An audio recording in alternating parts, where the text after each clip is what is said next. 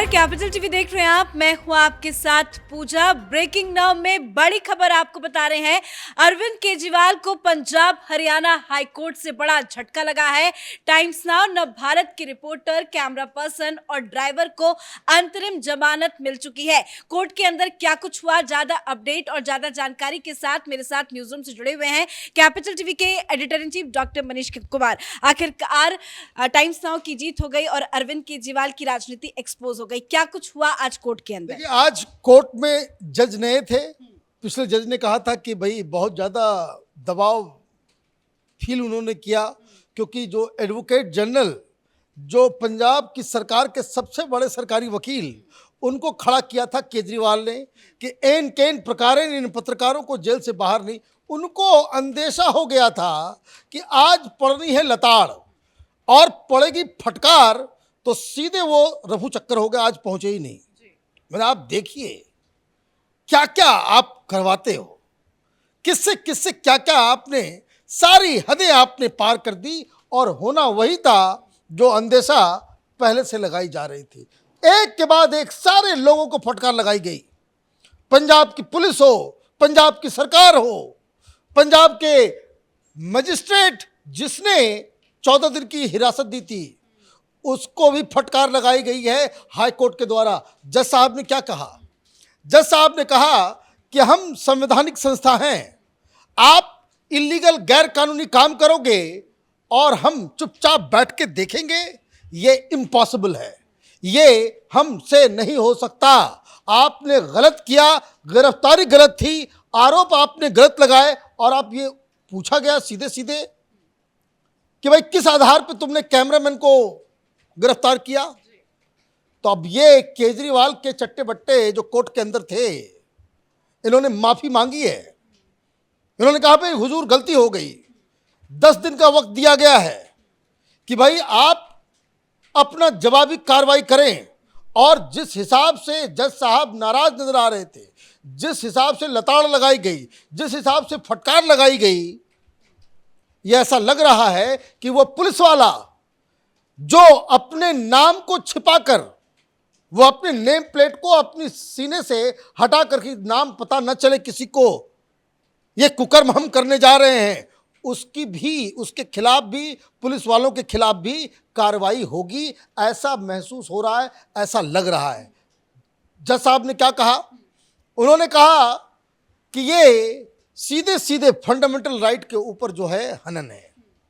एक पत्रकार वो यहाँ आ रही है, ये सारी बातें तो मैंने बिल्कुल, आप ये समझिए कि देखते ही उन्होंने कहा कि सारी प्रक्रियाएं गैर कानूनी हुई है, कहीं पे भी कानून के जरिए काम नहीं किया गया। आपने इस लड़की को गिरफ्तार किया, आपने वजह बताई किस लिए गिरफ्तार कर रहे हैं? कहाँ थी महिला पुलिस? आप उसको लेकर के चले जाते, आप आरोप भी नहीं बताते, फिर बाद में आप SC ST एक्ट लगा देते हैं उसको। आपने रैश, जज साहब ने कहा कि भाई ज्यादा से ज्यादा अगर कोई घटना घटी भी तो उसमें आप रैश ड्राइविंग का चार्ज लगा करके आप ड्राइवर को पकड़ते, पत्रकार को पकड़ने का क्या मकसद था, कैमरामैन को पकड़ने का क्या मकसद था? तो एक तरीके से अरविंद केजरीवाल की जो गंदी और घटिया मानसिकता और राजनीति, आज दोनों ही एक्सपोज हो गई। कोर्ट के अंदर झूठ पे झूठ आप बोल रहे हो, वकील वहां पे जाकर के सरकारी वकील को खड़ा कर दिया।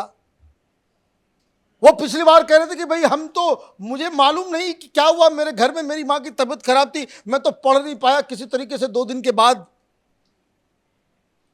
आज वो सारी चीजें उन्होंने पढ़ ली होगी, तो आज वो आए नहीं कि उनको समझ में आ गया कि भाई ये तो मामला बहुत ही गड़बड़ है।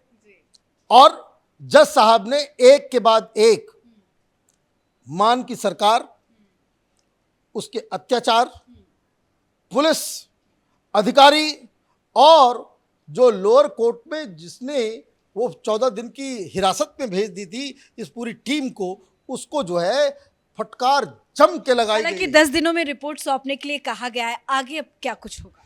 कुछ नहीं होना क्या है, ये तो केस एक नजीर बनेगा।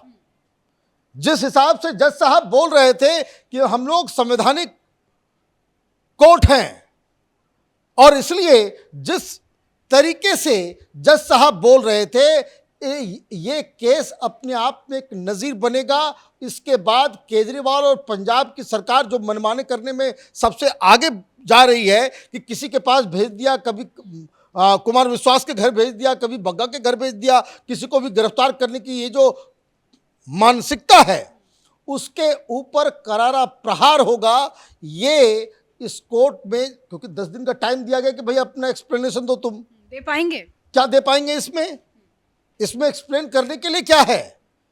ये तो आउटराइटली प्राइमा फेसी दिख रहा है कि दिल्ली से आदेश गया होगा भाई टाइम्स नाउ। और मैं आपको कहानी बता दूं क्या हुआ है एग्जैक्टली।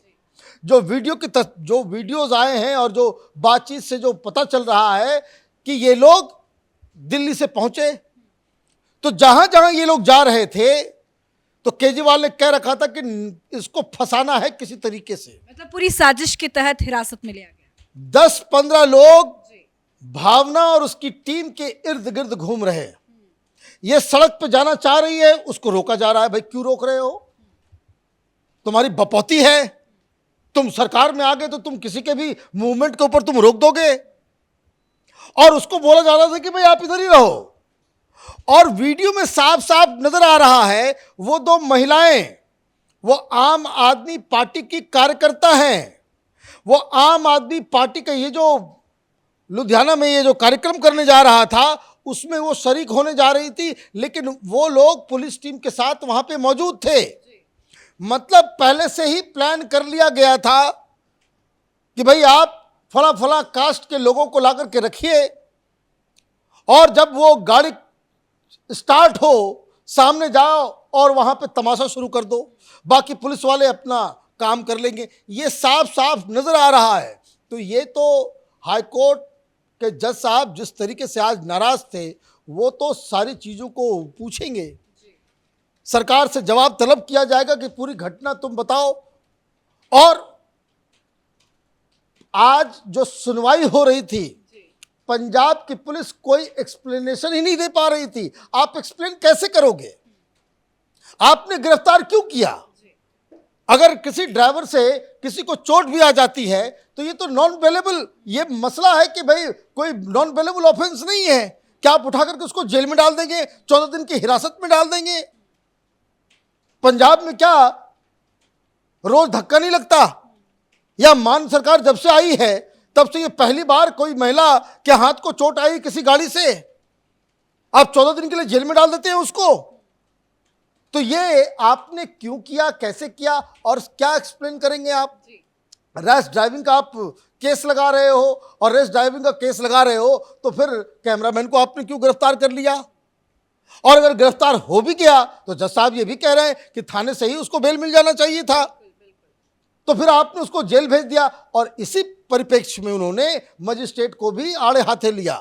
मजिस्ट्रेट जिस मजिस्ट्रेट ने वहां भेज दिया, अब उससे भी पूछताछ होगी। अब ये तो अजीब कहानी है कि आप अपने हिसाब से ये कर लो। और ये बात तो बिल्कुल सही है कि भाई कोई दिल्ली से जा रहा है, किसी से धक्का लग जा रहा है, उसकी जाति के बारे में कैसे मालूम होगा? ये तो सेक्शन 3 के अंदर सबसे पहली शर्त यही है कि जो इस तरह का अब्यूज करने वाला हो वो एक दूसरे को जानता हो। लेकिन आप तो पूरी प्लानिंग के साथ पूरे वीडियो, तस्वीर, सब कुछ, ये दरअसल केजरीवाल हो गया है तानाशाह। केजरीवाल को लगता है कि दिल्ली की जनता बेवकूफ़ है, पंजाब की जनता बेवकूफ़ है, इनको मैं लॉलीपॉप दे दूंगा, मैं तो सरकार में रहूंगा ही।